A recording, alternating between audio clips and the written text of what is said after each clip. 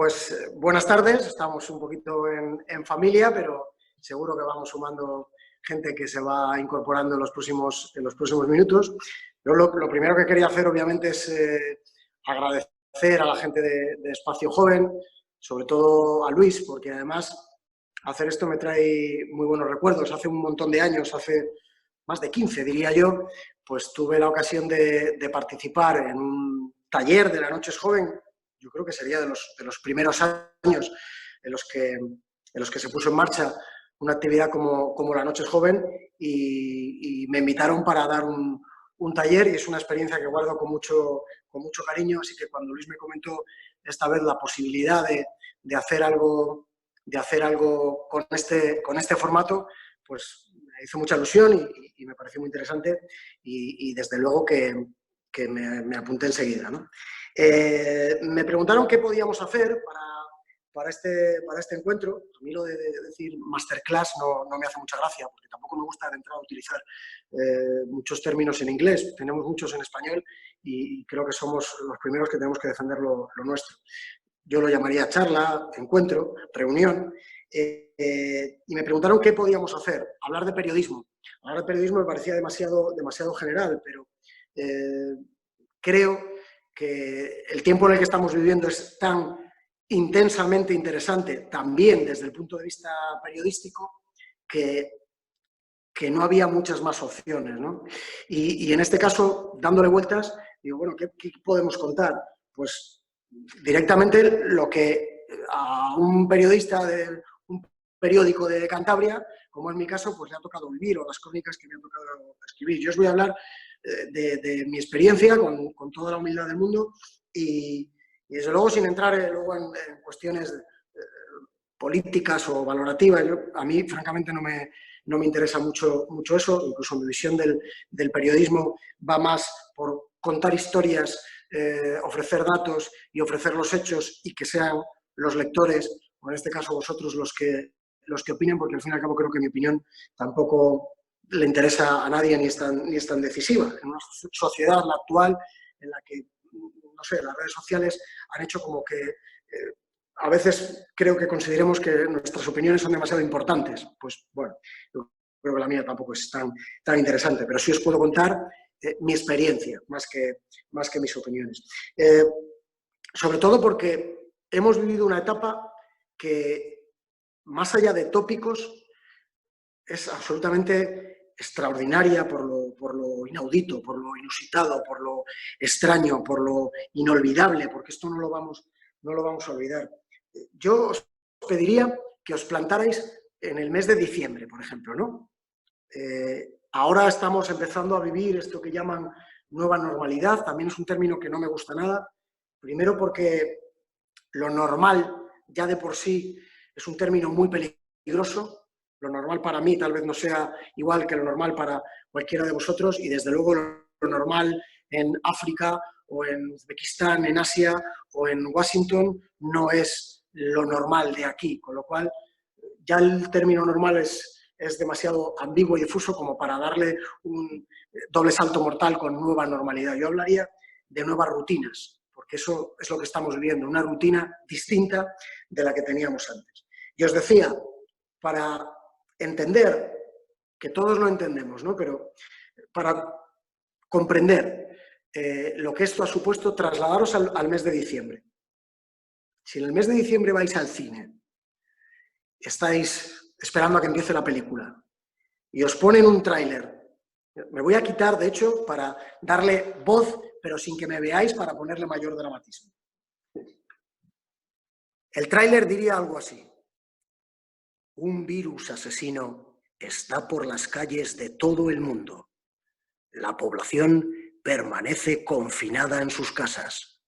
El ejército y la policía toman las ciudades y los hospitales se colapsan, con Ridley Scott en su última película, protagonizada por Tom Cruise y Liam Neeson. Por ejemplo, ¿no? Es una bobada, pero pensar ese tráiler de película y ponerle las imágenes que hemos visto estos días. Diciembre.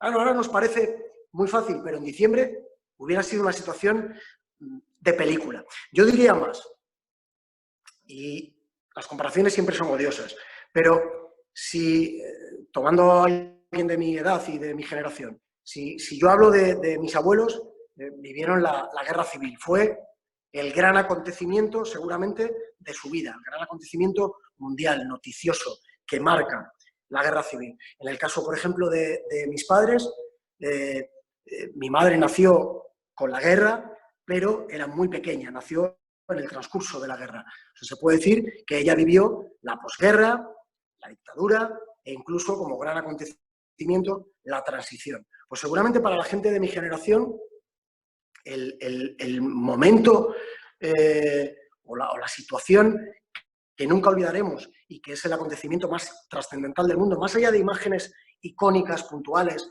el atentado del 11S, ese instante del avión estrellándose contra una de las torres, desde luego es una imagen icónica, pero como situación, como realidad prolongada en el tiempo, desde luego creo que esta va a ser la de mi generación y creo que entre los que ahora son unos niños o entre vosotros los que estáis escuchando esto seguramente sois más jóvenes, bastante más jóvenes, va a ser un acontecimiento, desde luego, que no vamos a oír nunca. Desde luego, por las cifras, y porque detrás de las cifras hay personas, ¿no? Las cifras de contagiados y, obviamente, las cifras de muertos. Hablamos de algo absolutamente tremendo, cruel, dramático, todos los adjetivos que quepan.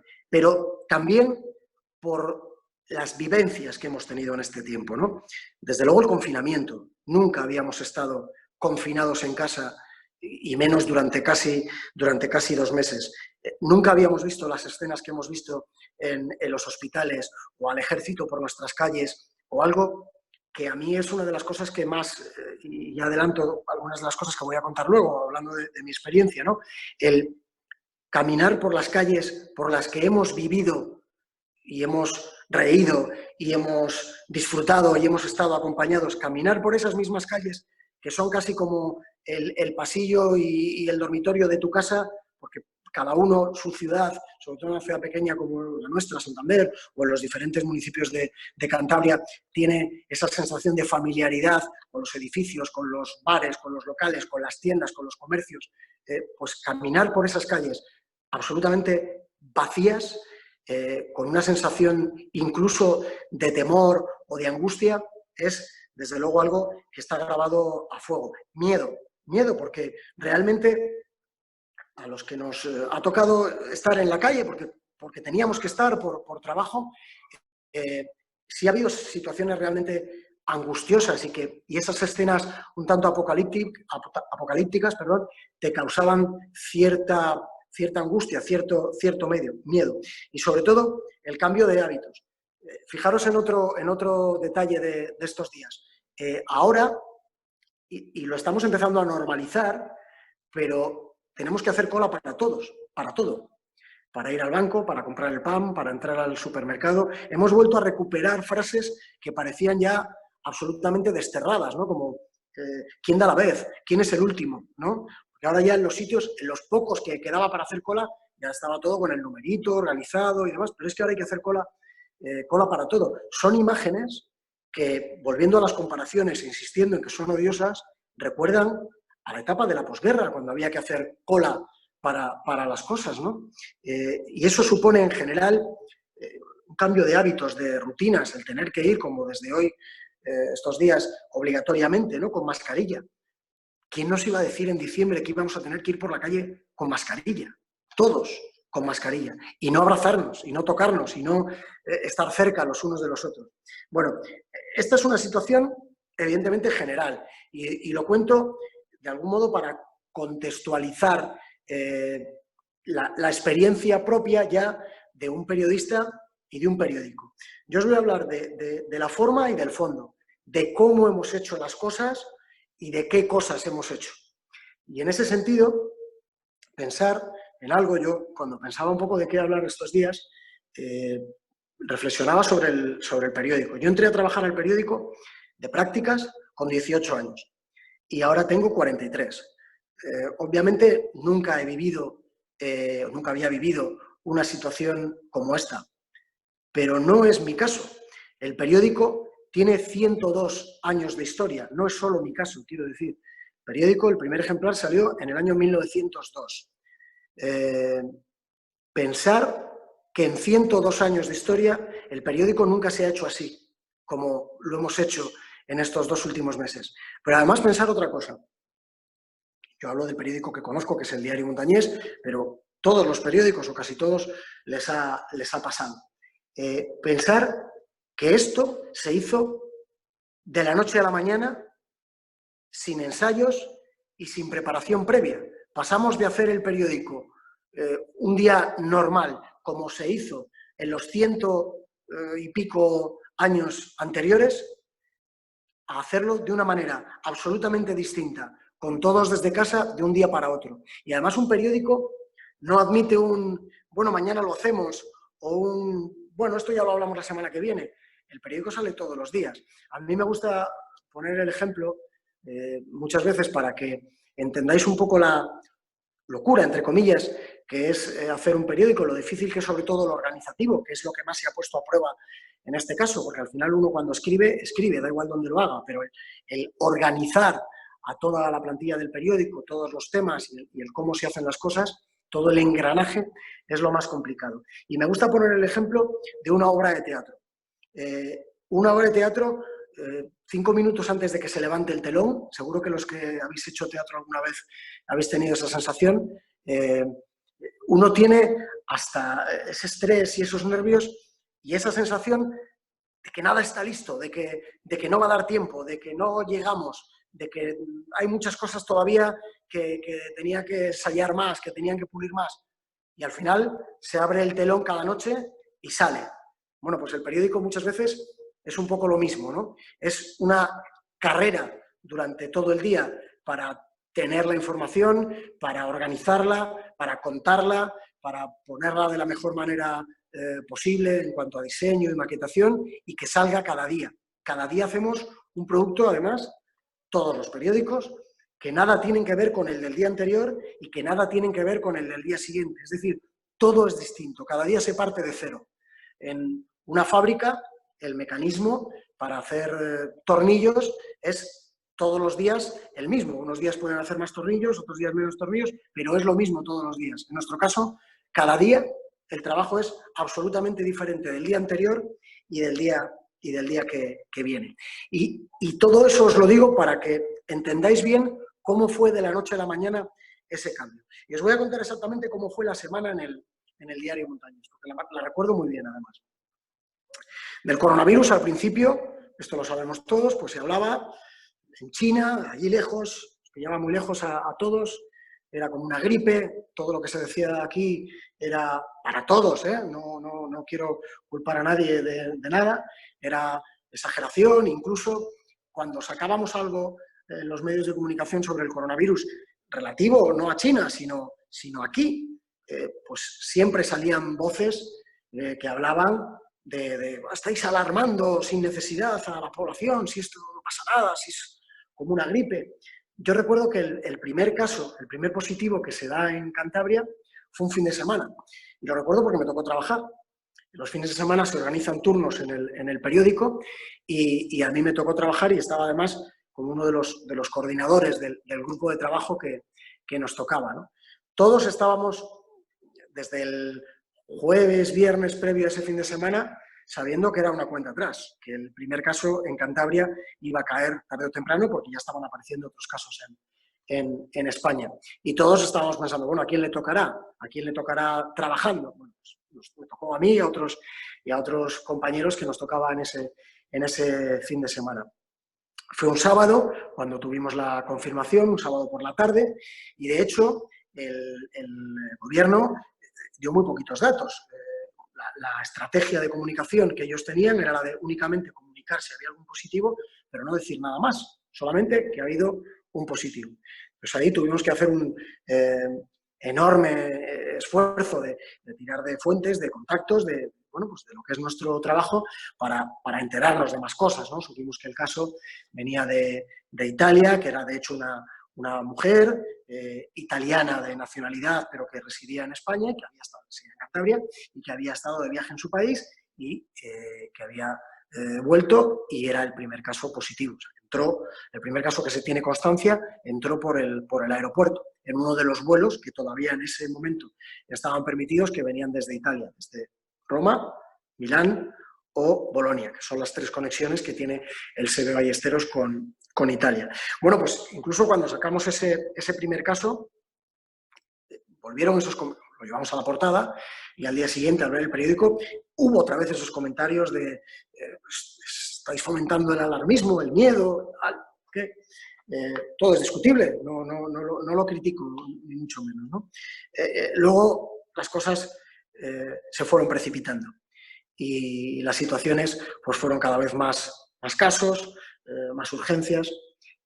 Todavía no estábamos hablando ni de confinamiento, ni de estado de alarma, ni nada por el estilo. De hecho, yo recuerdo que el jueves, hemos pasado el fin de semana, primer caso, vamos avanzando la semana, llegamos al jueves. El jueves, en el periódico ya había unos nervios y una situación, pues lógica, ¿no? De tensión, de preocupación, cómo lo vamos a hacer, y nuestros jefes empezaban a planificar, pues, una estrategia, ¿no? Un protocolo, protocolos de comportamiento y protocolos también de organización.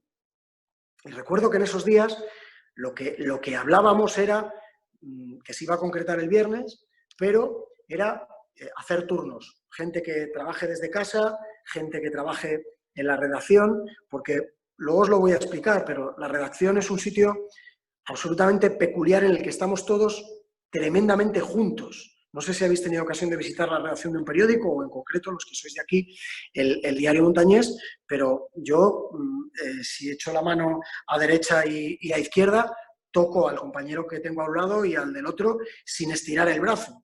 Y enfrente tengo otros compañeros. Eso no es porque querramos ahorrar espacio, es porque tiene que ver con cómo fluye la información en una redacción y lo positivo que es el contacto directo entre todos nosotros, ¿no? Pues para organizar eso y para evitar contagios, imaginaros que porque ocurrió en algún periódico, por ejemplo en las provincias, en Valencia, que algunos compañeros se contagiaron y la redacción podía ser un enorme foco de contagio. Estaban pensando en un plan para mandar a un grupo a casa, otros seguir trabajando desde allí, y en eso estábamos el viernes, ya el día siguiente. De hecho, yo fui el primero en irme, porque incluso yo había avisado que mi novia, mi pareja, acababa de llegar de un viaje en la zona de Castellón, de un viaje de trabajo. Y era una zona en la que se estaban dando muchos casos. Entonces, yo lo puse en conocimiento de la empresa por si acaso. Y yo a mediodía del viernes fui el primero en irme a casa. Ya tenía la disponibilidad tecnológica para poder conectarme desde casa al periódico y hacerlo desde casa, y el viernes fui el primero en irme. Pero esa tarde todavía siguieron trabajando muchos compañeros, prácticamente todos allí. El sábado, de la noche a la mañana, se anunció el estado de alarma y el domingo estábamos todos en casa.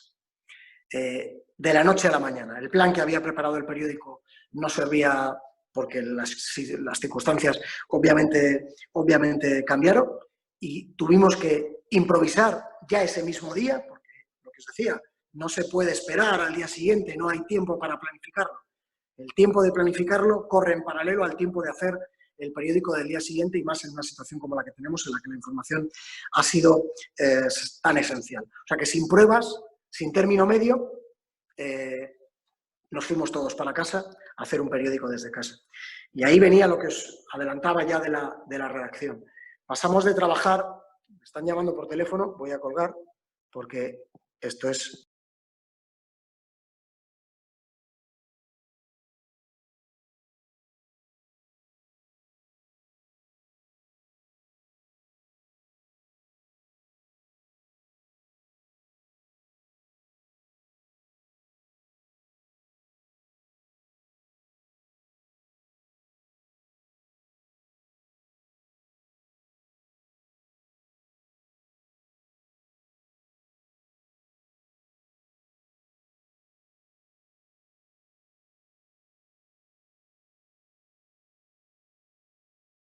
Ahora. Disculpad, esto pasa. Esto es la vida de un periodista durante el confinamiento. De hecho, me extrañaba que no sonara el teléfono. Ha sonado el teléfono y se me ha ido la conexión. Veo que que seguís por ahí algunos. Espero que no se haya ido nadie. Me vuelven a llamar por teléfono.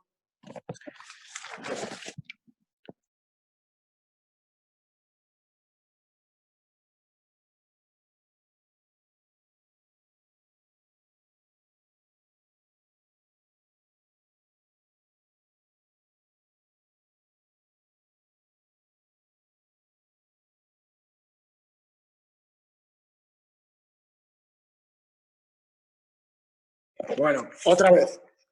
Espero que sea la última. Ahora sí, espero que sea la última. Ya he tenido que coger el teléfono para decir, no me llaméis más, que estoy charlando con unos amigos. Lo que os decía, el gran cambio en la redacción.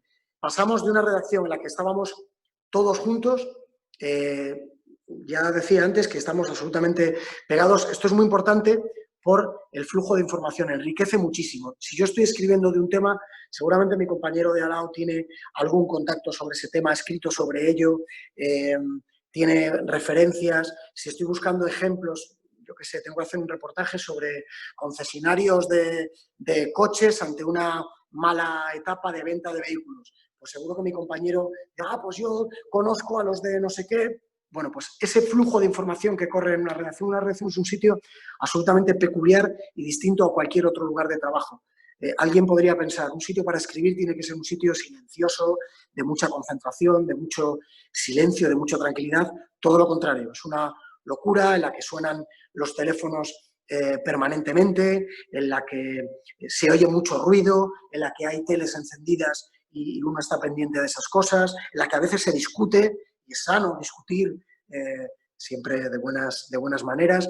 Entonces, todo eso se perdió y pasamos al trabajo en soledad y a la distancia absoluta entre unos y otros. Pasamos de una organización del periódico que se basa en muchas reuniones al cabo del día.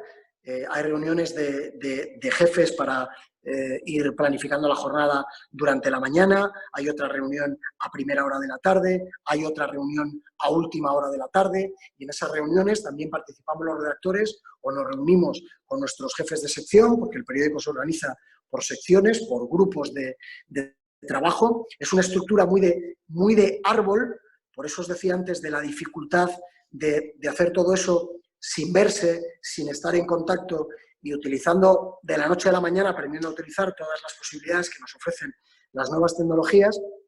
Entonces, toda esa idea de reuniones y de contactos y de seguimiento de los temas que hacemos uno del otro desapareció de la noche a la mañana, ¿no? ¿Cómo funcionamos? Pues cambiamos esas reuniones por un montón de llamadas de teléfono, de reuniones por videoconferencia, de gente dedicada simplemente a ser enlace e ir comentando y organizando a todos los demás, y luego cada uno, pues un poquito por libre, sabiendo la tarea que tenía encomendada. Nos llaman la noche antes, nos dicen, mañana te vas a ocupar de esto, y a lo largo del día tú vas haciendo tus cosas, vas hablando con tu jefe, informándole de cómo va avanzando, de qué información tienes.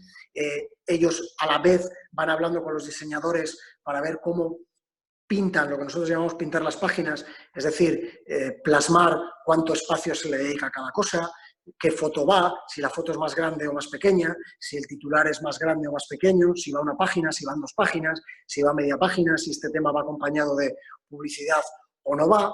Y el último paso de todo, que a uno le puede parecer que es lo que lleva más tiempo, y en cierto modo, pero no siempre, es escribir, sentarte a escribir. Eso sería en cuanto a la forma, al cómo hemos pasado a hacer las cosas y las dificultades que hemos tenido para sacar el periódico adelante. No ha sido fácil, de verdad que yo ahí reconociendo seguro los 1000 errores que cometemos en nuestro periódico y en todos los demás, que seguro que los cometemos, pero de verdad, y lo digo con toda la humildad y la sinceridad del mundo, ha supuesto un esfuerzo muy grande y un gran éxito el salir todos los días con un periódico tratando de hacerlo lo mejor posible. Algunos reconocerán ese esfuerzo, otros verán más solo los fallos que uno puede cometer, pero no ha sido fácil. Entre otras cosas porque, además, los que hacemos el periódico, al igual que todo el resto de profesiones que han estado en primera línea, también le hemos añadido las preocupaciones personales de cada uno y nuestros propios miedos al tener que seguir trabajando, seguir saliendo a la calle y acudiendo a los lugares de mayor riesgo. Yo he tenido que estar varias veces en Valdecilla, por ejemplo, o en el aeropuerto, un montón de veces donde entraron los primeros casos. Entonces, entre la preocupación personal de cada uno y las dificultades para abordar toda esa tarea organizativa de cómo sacábamos el periódico adelante, no ha sido fácil, pero en la medida de lo posible se ha hecho. Insisto, eso en cuanto a la forma. Pero para mí lo más importante y el recuerdo que más me voy a llevar en lo personal está más en el fondo que en la forma. Y me explico. Está más en qué hemos hecho más que en el cómo lo hemos hecho. En el qué hemos contado más que en el cómo lo hemos contado. En el quién ha sido el protagonista de las páginas del periódico más allá de en cómo lo hemos organizado. Yo diría, tengo aquí puesto, tengo dos hojillas, esto es todo lo que tengo aquí, son 2 chuletitas, un pequeño esquema. Tampoco quería prepararme mucho ni nada al pie de la letra para que fuera, sobre todo cuando después si hay alguno que quiera hacer alguna pregunta, que a mí me encantaría, sea mucho más fluido y no nada ni académico, ni encorsetado, ni nada por el estilo, ¿no? Yo tengo aquí apuntado solamente 4 palabras con menos y más. Menos agenda, menos política, más historias y más gente. Durante el confinamiento el periódico se nos ha llenado de historias y el periódico se nos ha llenado de gente anónima. Es dentro de la absoluta tragedia por la que hemos atravesado, sobre todo si uno piensa en los muertos, en los fallecidos,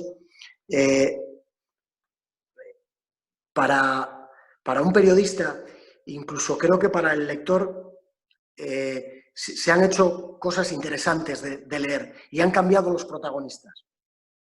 Cuando nosotros trabajamos en la rutina habitual, nosotros y cualquier periódico, buena parte de las noticias, un porcentaje muy alto, no sé, 70%, casi diría que un 80% en algunos días, son noticias que uno el día anterior ya sabe que van a producirse.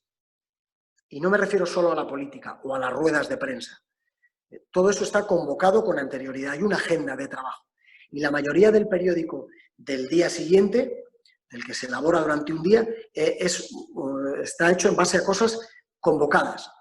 Un pleno en el Parlamento, una rueda de prensa, pero también la presentación de un libro, un partido de fútbol, cualquier acontecimiento deportivo o cualquier acontecimiento social. La mayoría de las noticias están programadas. Y en estas noticias programadas, aunque a veces nos aburramos de verlos, los protagonistas son casi siempre los mismos.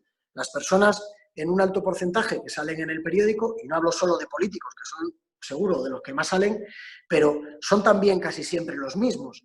No sé, los protagonistas de la vida social, política, cultural, religiosa, de movimientos sociales, de asociaciones empresariales, sindicatos, asociaciones de vecinos. Las personas que son un poco los portavoces de todas esas cosas son las que más salen en el periódico. Y sus noticias, como instituciones o lugares que son los flujos habituales de noticias, son las más presentes. Ayuntamientos, el gobierno, las consejerías, el obispado, cualquier tipo de institución social o cultural, las empresas, los sindicatos, insisto.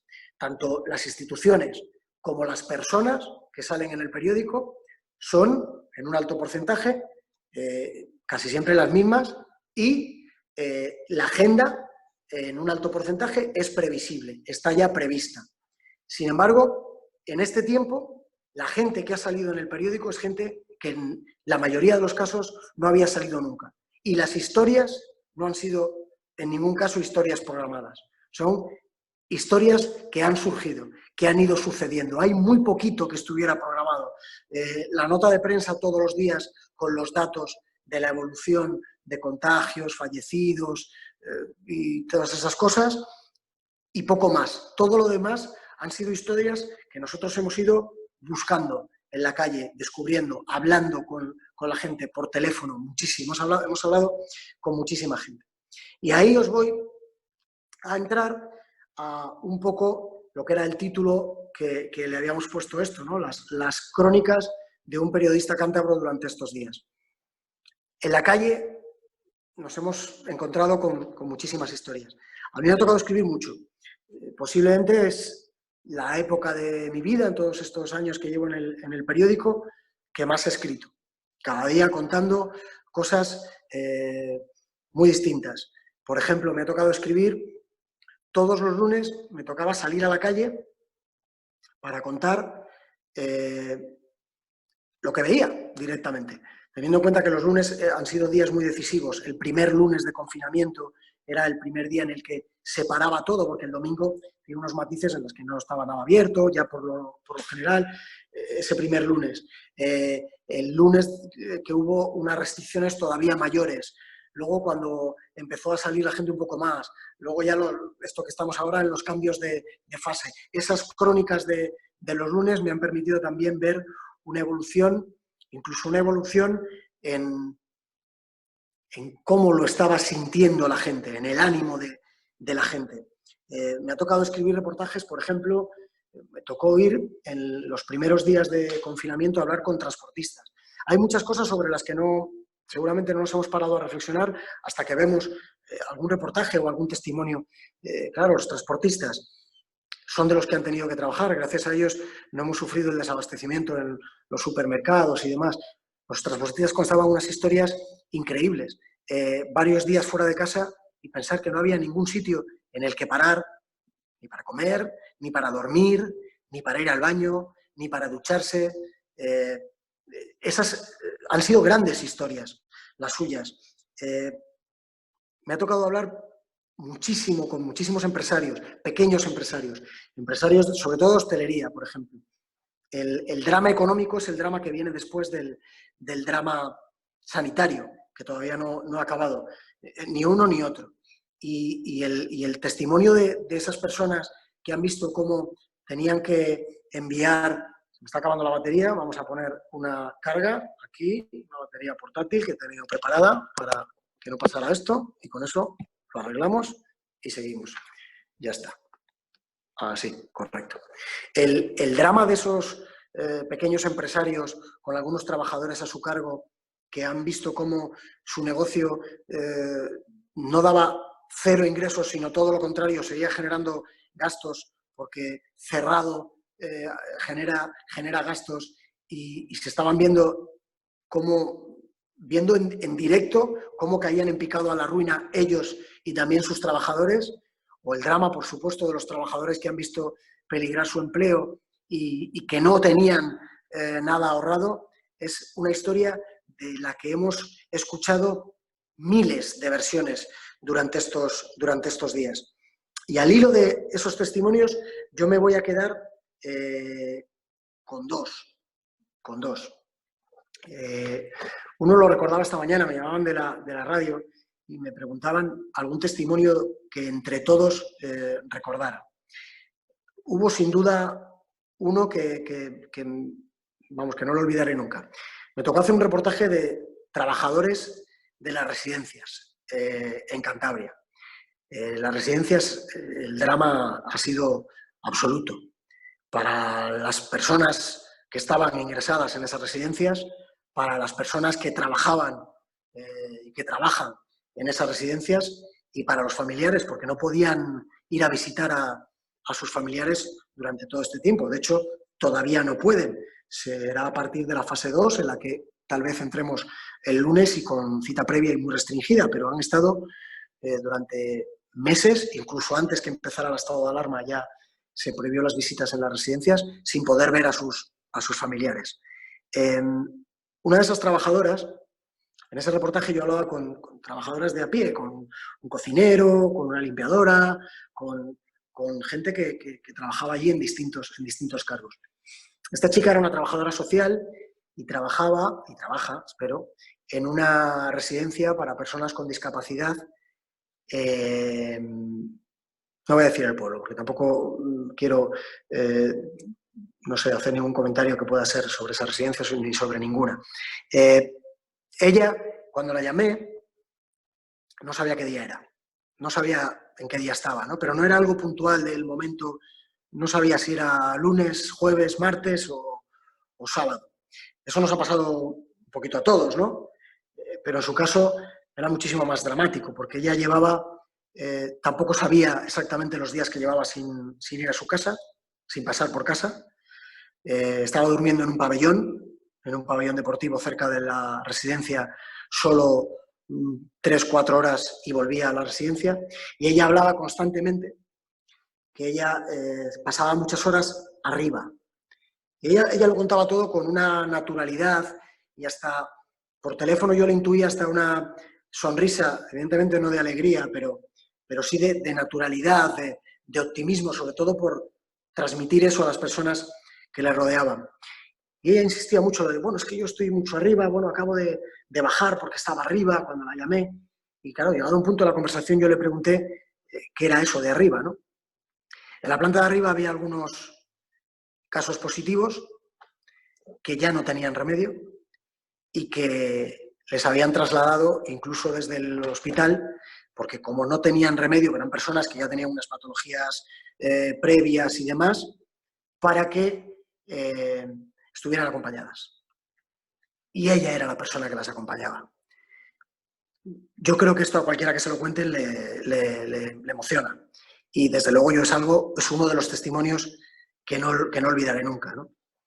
De hecho me emociona un poco al acordarme, porque me acuerdo sobre todo la forma en la que ella contaba esas cosas. Hay más testimonios. Me tocó, por ejemplo, hacer otro reportaje hablando de las urgencias de aquellos que están acostumbrados a atender urgencias. Hablé con Cáritas, hablé con la Cruz Roja, hablé con los servicios sociales del Ayuntamiento de Santander o el de Torlavega. Gente que está acostumbrada a trabajar con gente que tiene problemas. Me contaron algunos casos inauditos también. En Cruz Roja, por ejemplo, en el peor momento del confinamiento y de la pandemia, estaban recibiendo unas 300 llamadas al día, 300 llamadas al día en Cantabria, solo en Cantabria, de gente que no le alcanzaba para comer. Y además, esas 300 llamadas, la mayoría eran personas que nunca se habían visto en una situación como esta.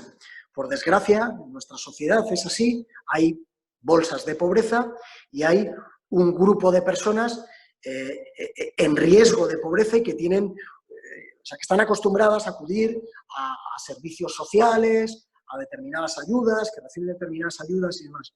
Esto, además de esas personas, lógicamente, que les ha dejado, si estaban mal, todavía peor, ha afectado a mucha gente que nunca había estado en una situación como esa y que no sabía qué tenía que hacer y que incluso sufrían de la vergüenza de tener que ir a pedir una ayuda para comer. Y ojo, que no hablamos de nada, por desgracia, extraordinario, hablamos de cosas muy usuales, ¿no? Una empresaria, pequeña empresaria, me contaron el caso, con un bar y un hijo a su cargo, un pequeño bar, un bar de estos de barrio. Cualquiera que conozca un poco la hostelería sabe que el 70-80% de los negocios de hostelería, aunque los veamos llenos igual un sábado por la noche, los márgenes dan para lo que dan y la mayoría vive al día, vive de ello, pero vive muy al día, no les da para, hay algunos que sí, pero para amasar grandes fortunas, ni mucho menos. Bueno, pues esta mujer con el bar cerrado y generando gastos y con un hijo a su cargo, tenía 200 euros en el banco cuando se tuvo que encerrar en casa y obviamente se los comió en 4 días, entre ella y su hijo. Una empresaria tuvo que llamar para decir no tengo que dar de comer a mi hijo. Otra familia también trabajaba en hostelería. El padre daba extras de hostelería, iba tirando y un hijo ponía copas los fines de semana. Obviamente en este tiempo no hemos tenido ni extras ni copas. No había más ingresos en esa casa. Ellos, mal que bien, salían adelante, pues también han tenido que recurrir a pedir para comer. Pensar en la gente que no ha cobrado todavía los ERTE. Hay 1000 historias en este sentido que hemos contado y que a uno le ha tocado transmitir. También te afecta personalmente estar escuchando todos los días historias de ese tipo.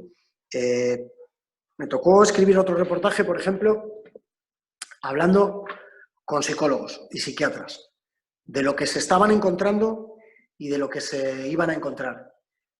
También fue muy interesante y muy llamativo, hablando de la situación en la que encontraban a pacientes diagnosticados de coronavirus.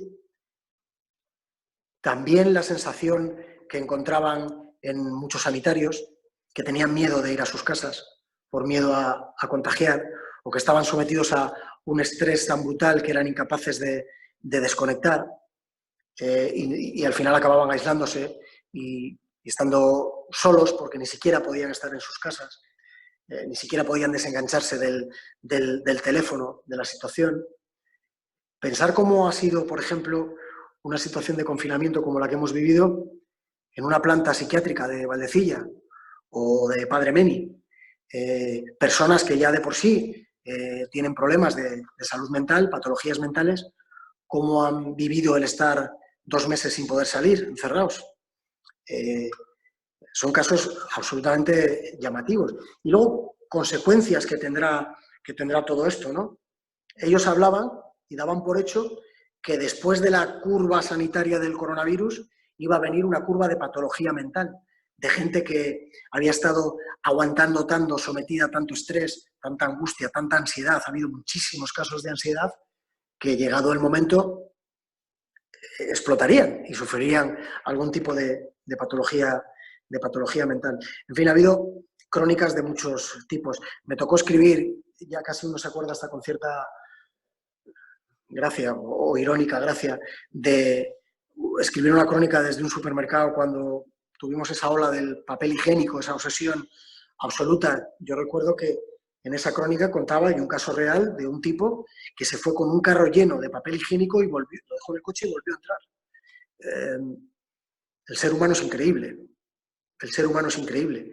Y en estas situaciones nos pone a todos ante contextos límite, ¿no? Que nos hacen reaccionar de las formas más insospechadas. Yo diría que esto saca lo mejor y lo peor de cada uno, ¿no? Porque hemos tenido ejemplos de las dos cosas. Hemos visto casos de solidaridad impresionante. Otra de las cosas que ha ocurrido durante estos días a los periodistas, a mis compañeros y a mí nos ha pasado un montón. Yo recibía un montón de llamadas cada día de gente: oye, mira, que sé de unas personas que están haciendo mascarillas o que están llevando comida a personas que están en casa, mayores que no pueden salir. Había muchísimas historias, tantas que nuestra respuesta tenía que ser muchas veces que no nos cabían todas, que no podíamos contar todas sus historias, aunque todas eran apasionantes. Saca lo mejor y también lo peor.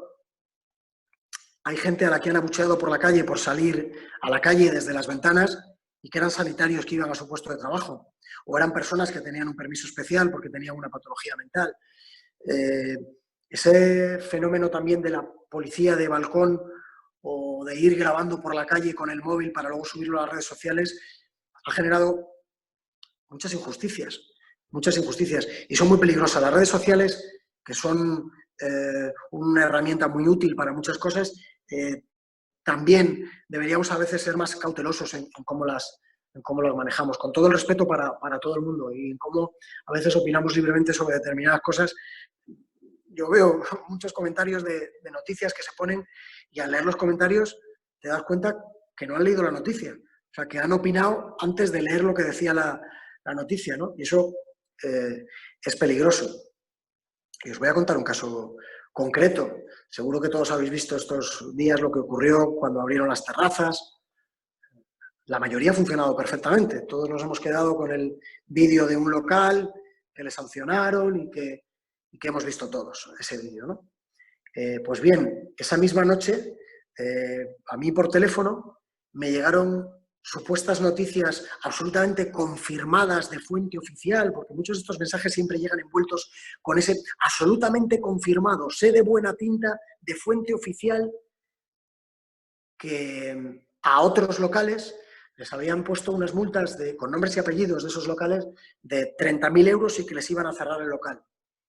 Con fotos, también con vídeos, y no había ni siquiera sanción. No habían sido ni siquiera denunciados, ¿no? Pensar el daño que puede hacer al propietario de un local que abre con toda la buena intención del mundo y que empiezan a surgir por ahí, por las redes sociales, por las cadenas de WhatsApp, comentarios de ese tipo. Eso también lo hemos vivido durante el confinamiento. El tener que discernir entre, y seguro que algunas nos habrán colado, pero desde luego creo que hemos sido más fiables que las redes sociales como fuente de información. Y a partir de ahí, de las crónicas, y ya voy acabando porque además creo que me estoy enrollando una barbaridad, vienen las sensaciones, las propias, que ya creo que alguna, pues mientras os contaba alguna cosa, pues uno se puede imaginar, ¿no? Pero la sensación abrumadora de encontrarse en una de esas calles que para uno son como su propia casa, absolutamente vacía, te genera cierta angustia. Yo sentí cierta angustia uno de los días. Había amigos que me decían, oh, tú que puedes salir de casa, qué maravilla, ¿no? Pues no lo tengo tan claro, ¿no? En algunos días o en algunos momentos puntuales, porque salías de casa y tenías ganas de volver cuanto antes. Me pasó en el aeropuerto, por ejemplo. Me tocó cubrir uno de los últimos vuelos que llegó, un vuelo que estuvo retenido por un posible caso de coronavirus. Y yo mientras esperaba ese vuelo me sentí mal realmente, ¿no? Y eso nos ha pasado a muchos. También hay anécdotas. Éramos los que podíamos salir a la calle. Hemos tenido una sección durante algunas semanas que era por barrios de Santander, como era un poco la estampa durante el confinamiento por barrios de Santander, y a mí me tocó ir al barrio pesquero, un día festivo, no recuerdo qué fiesta caía, pero un día de esos en los que el barrio pesquero hubiera estado lleno y obviamente estaba vacío. Hacía muy buen día y yo iba con un compañero, fotógrafo, sacando fotos, y yo ese día, como hacía mucho sol, y como veis además no me he podido cortar el pelo todavía en estos días de confinamiento, pues iba con gorra. Y vino la policía a buscarnos, a nuestro compañero y a mí, porque habían llamado a algunos vecinos diciendo que había 2 turistas por el barrio pesquero haciendo fotos y dando un paseo por allí, ¿no? Bueno, pues esas son algunas anécdotas que nos han pasado, ¿no? Y de ahí enlazo y acabo con lo que me planteaba Luis inicialmente para la conferencia, ¿no? Conferencia no, charla, esto no llega a conferencias, una charla, un encuentro. Los consejos o los valores que alguien joven y que pueda estar interesado en el periodismo se le pueden dar. Yo creo que en esta situación que hemos vivido, cualquiera que tenga la inquietud de ser periodista habrá encontrado esos valores o esas inquietudes que le pueden llegar a dedicarse a ello, ¿no? Yo aquí me he apuntado algunas cosas, ya digo, 4 cosas. Uno es el placer de contar historias. Dentro de lo trágico, eso que os decía antes, de que el periódico se nos ha llenado de historias, para los que vivimos de contar historias, la sensación de poder contarlas es una sensación que a uno le hace sentirse bien con lo que está haciendo, por lo menos con el trabajo que está haciendo. La satisfacción de informar. La propia norma, el propio Boletín Oficial del Estado, a los periodistas nos ha declarado como servicio esencial, ¿no? Yo sí que creo que la información ha sido esencial en este tiempo, el poder estar informados. El hecho de poder hacerlo, igual que en otras profesiones, el hecho de poder ayudar a los demás o atender o que haya en el supermercado alimentos, como os decía antes con los transportistas, también el hecho de ofrecer ese servicio, de algún modo ser útil, también es una motivación para ser periodista. Luego, entre los valores que desde luego hacen falta, la curiosidad. Si uno es curioso en esta profesión, pues poco tiene que hacer. El sentido también, que os ocurrirá con muchas cosas, el yo estuve ahí para contarlo, estaba en el lugar donde pasaron las cosas.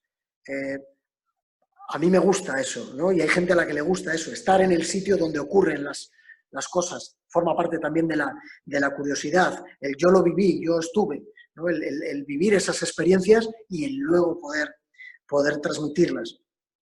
Y luego, obviamente, el gusto por escribir. Te tiene que gustar escribir para ser periodista, porque aunque uno crea que en la radio o en la televisión es hablar o salir delante de una cámara, hay que escribir mucho también en la radio y en la televisión, no solo en los periódicos. Leer mucho, te tiene que gustar también leer, escribir, ser curioso, tener un carácter pues, un poco activo, dinámico, movilidad, tratar de ser un poco vivo, de tener un poquito de vida, de calle.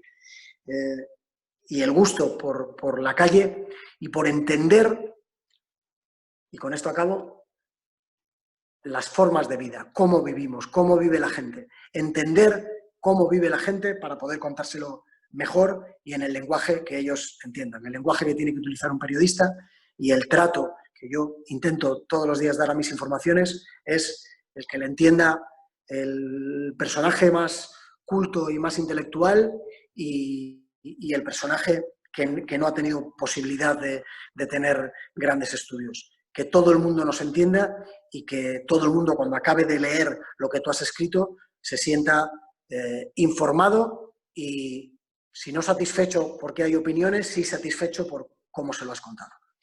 Con esto termino. Veo un montón de micrófonos en rojo y no sé si alguien quiere darle al botón de encender su micrófono y preguntar alguna cosa. Todos los que estáis sin que yo os vea en vídeo, vosotros me veis a mí, pero yo no os veo. Si hay alguien que ahora quiere preguntar, este sería el momento, preguntar alguna cosa, o a través de algún mensaje, porque algún mensaje he visto que llegaba mientras estaba hablando, y si nadie quiere preguntar nada, yo dejo aquí un minuto de silencio, no lo quiero hacer dramático, aunque la situación lo merecería, pues lo daríamos por terminado, porque hemos estado prácticamente una hora hablando y os he metido una chapa importante. Veo que algún micrófono... Jorge quiere hablar.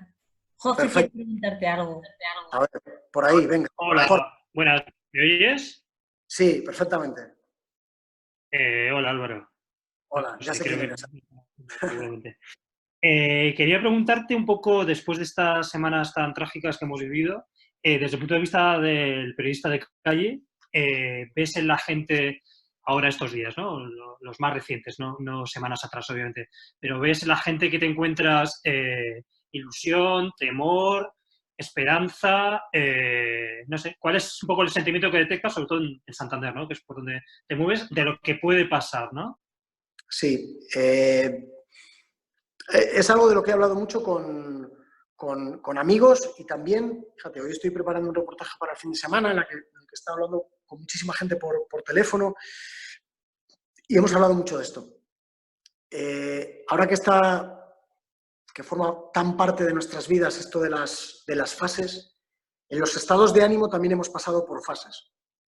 Y pensar, todos los que me estáis oyendo, en cómo ha sido vuestra propia experiencia. Seguro que no me equivoco si describo una línea en la que inicialmente hubo, bueno, pues el estupor inicial por el tener que quedarse en casa y por lo dramático de la situación, pero en paralelo también, en cuanto a nuestro estado de ánimo y en casa, todos nos pusimos a hacer deporte, a cocinar, salíamos al balcón, los aplausos, nos conectábamos al Zoom permanentemente para hablar con los amigos, preparábamos cosas, había como una especie de euforia por tengo que llevarlo bien. Eso duró, pues no sé, un tiempo, 10, 15 días. A partir de ahí empezó una fase en la que vino el cansancio. Y con el cansancio, cada vez más cansados de estar en casa, empezó la crispación y empezó el cabreo. Yo lo notaba hablando con mis amigos. Nuestras conversaciones cambiaron y todo el mundo empezaba a estar ya harto de estar en casa. Además, cuando hablabas con estos reportajes, hablando con empresarios y demás, era absolutamente llamativo el pesimismo, con motivos para ser pesimista, y la situación de indefensión absoluta y de esto nos hunde, esto no va a poder salir. Esa fue la segunda etapa y estuvimos, incluso hubo personas que yo creo que tocaron fondo. Algún amigo a mí me lo reconoció, dice, yo hubo un momento que estaba fatal. Pasamos de la euforia, dejamos incluso el deporte, cocinar menos y ya no teníamos tantas ganas de hablar por el Zoom y había mucho cabreo, mucho cabreo. Y ahora, el hecho de haber empezado a salir, y alguien dirá que no tiene tanta importancia, pero incluso el hecho de que haga buen tiempo me parece que es determinante, pero el hecho de que hayamos empezado a salir, que hayamos empezado a ver comercios abiertos, terrazas de algunos restaurantes abiertos, que la gente está volviendo poco a poco a trabajar, ha cambiado un poco el espíritu. Todo el mundo es consciente del descalabro sanitario y del descalabro económico. Pero el mensaje ahora o la coletilla final en todas las conversaciones es, bueno, esto nos toca, vamos a por ello y a ver qué pasa, ¿no?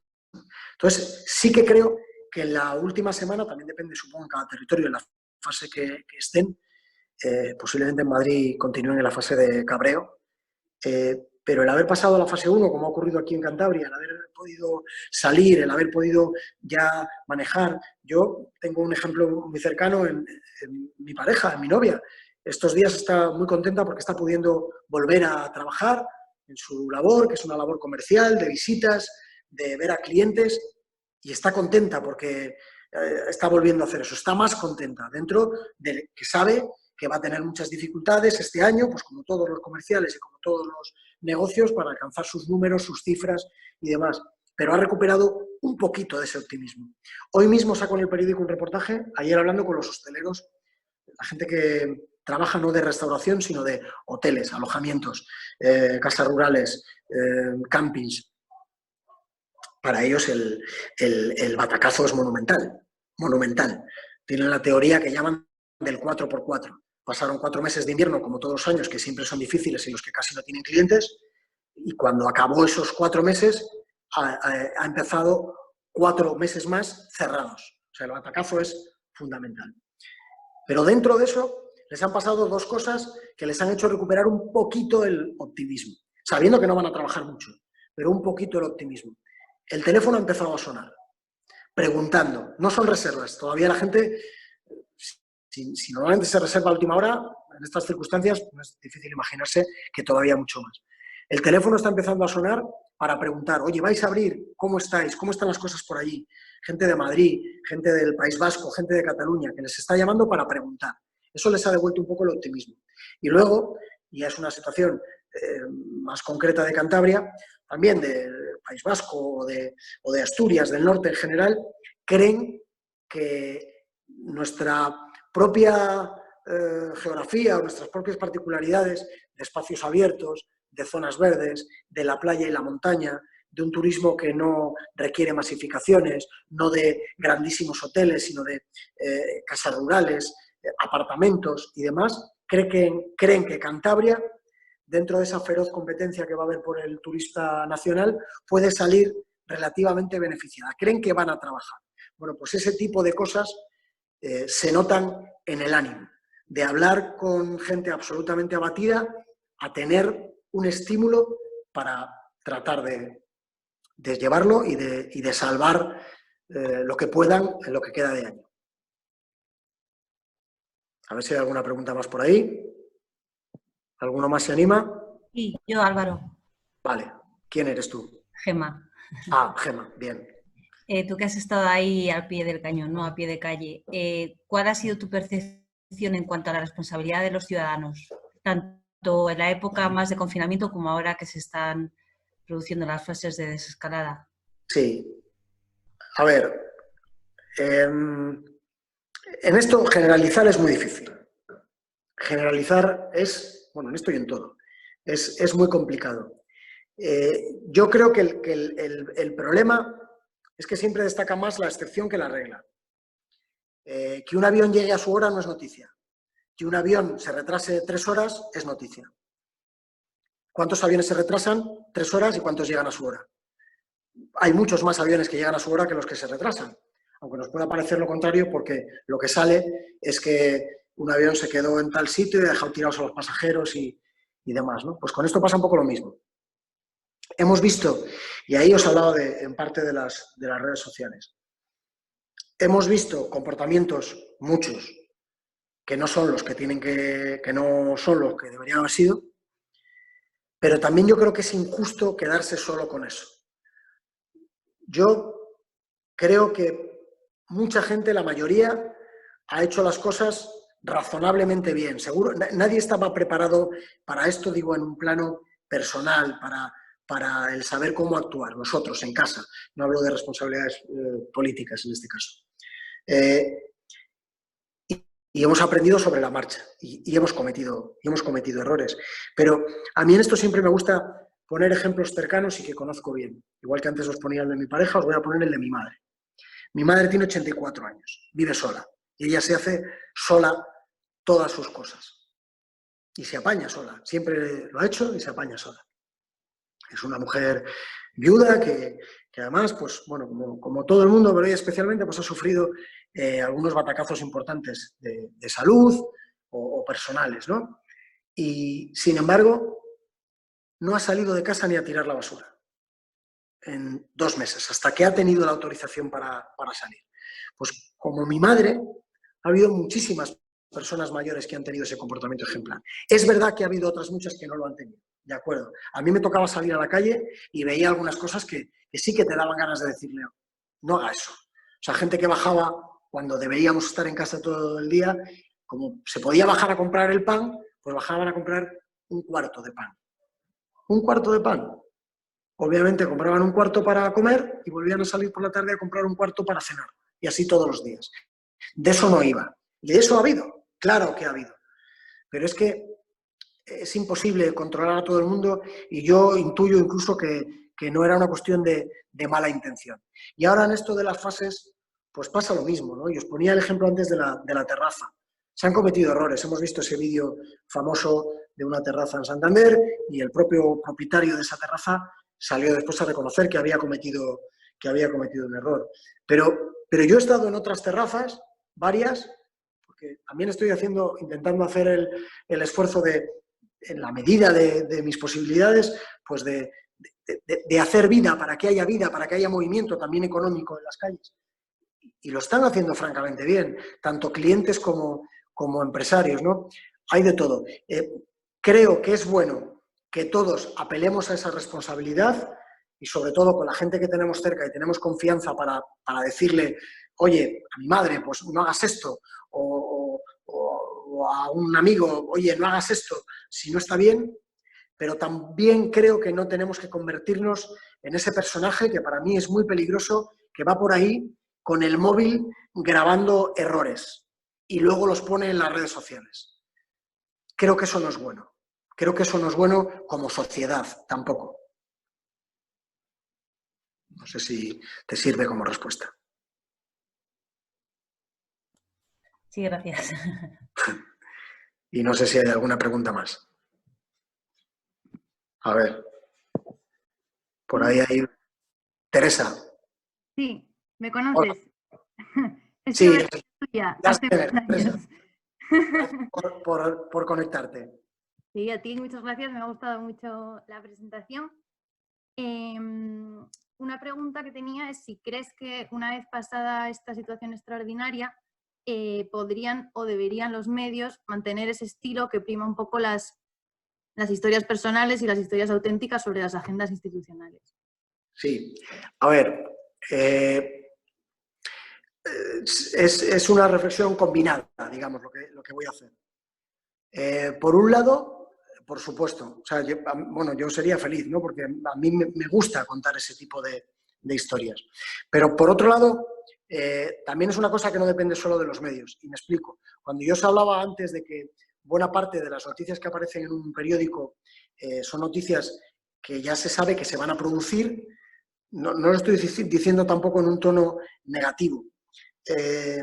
Esas noticias ahora no estaban, porque esas instituciones no estaban, esos partidos de fútbol no estaban, esas presentaciones de libros no estaban.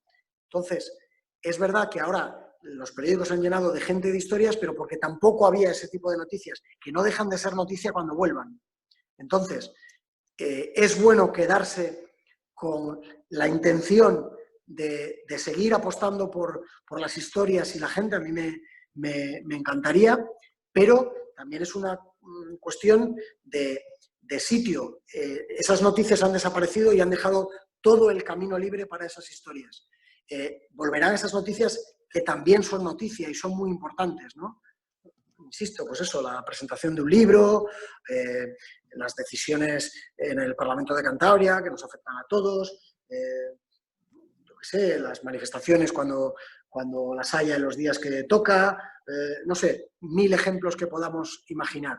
Esas noticias que ahora han desaparecido volverán y reclamarán su espacio. Y obviamente no es malo que tengan su espacio, pero sí que como filosofía, sería bonito que se mantenga un poco el espíritu de seguir dando protagonismo a la gente y a las historias de la gente. Vale. Si nadie más tiene preguntas, tengo otra también que te quería hacer. Adelante.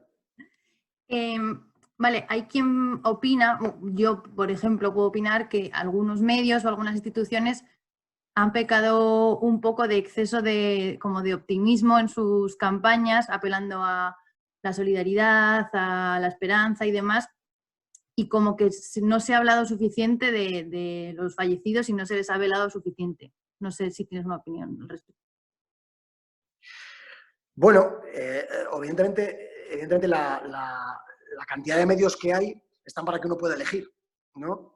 Y eso es muy importante en una sociedad, que hay una pluralidad uy, se me ha trabado la palabra, pero bueno, lo habéis entendido, de medios para que cada uno pueda elegir dónde se informa. Yo creo que con la pluralidad que existe, han existido alternativas para el que no encontraba algo en un sitio, buscarlo en otro. También esta situación que hemos vivido es muy distinta a cualquier otra. Y me explico. Sobre todo en el tema de las imágenes que tanto se ha hablado de ello, ¿no? De las imágenes de muertos o en este caso no tanto de muertos como de los féretros. Tener en cuenta que ni siquiera a los funerales podía ir gente. Entonces, es verdad que alguien puede decir, no han querido sacarlas. Yo también te diría que no ha habido tantas imágenes, porque no estaban a la vista como otras veces. No sé si me explico, no estaban tan al alcance ni de los propios periodistas ni de los propios fotógrafos como otras veces. Y cuando han podido salir las que han podido salir, yo ahí he tenido varias discusiones con amigos y conocidos respecto a si han salido o no. Yo sí he visto las imágenes de esa morgue improvisada en Barcelona, por ejemplo, en Cataluña, no en Barcelona, creo recordar, que fue de las primeras que salió con un montón de féretros, o las del Palacio de Hielo en Madrid, la pista de hielo, convertido también en una morgue improvisada. Otra cosa es el enfoque de haber centrado tanto en los aplausos, en lo positivo. Bueno, pues ahí tenemos un debate interesante y que admite opiniones para todos los gustos, pero yo creo que el que ha querido encontrar en algunos medios esas imágenes, las ha encontrado. Y desde luego yo te digo una cosa, no me fío mucho de esas cadenas de WhatsApp en las que la última frase es esto no lo verás en los medios, porque yo he hecho el ejercicio en muchas ocasiones. La mayoría de las cadenas de WhatsApp que terminan con esto no lo verás en los medios, yo lo he encontrado en los medios. Lo he encontrado y no en los medios, no rebuscando en un blog, ha aparecido en los medios. Hemos tenido también un exceso de información, tal cantidad de información, que puede que algunas cosas en otras circunstancias hubieran tenido una repercusión enorme y en esto su repercusión haya quedado limitada porque rápidamente ha habido otra noticia que lo tapaba y demás.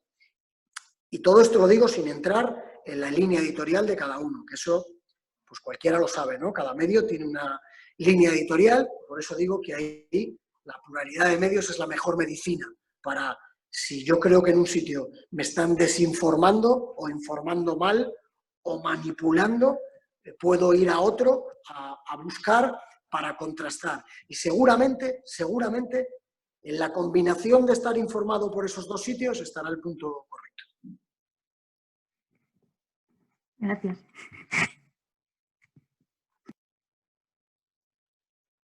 ¿Más o cómo lo veis? Hay alguien que se llama Mary, hay alguien que se llama Chris, hay alguien que se llama Jorge que ya ha preguntado, Gema que ya ha preguntado, como queráis. No sé si hay más gente por ahí. Sí, mira, hay más, hay Miguel también. Bueno, pues si nadie dice nada más, como en las subastas, a la de 1, a la de 2 y a la de 3, lo vamos a dar por acabado aquí. Yo quiero daros las gracias a los que habéis estado aguantando esta hora larga de conversación.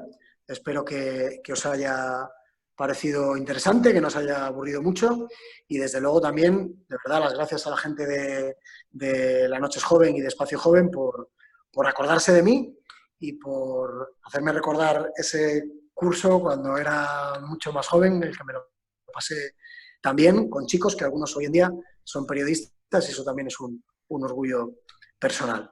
Ha sido un placer y nos vemos cuando queráis y espero que leáis mucho los periódicos y las crónicas.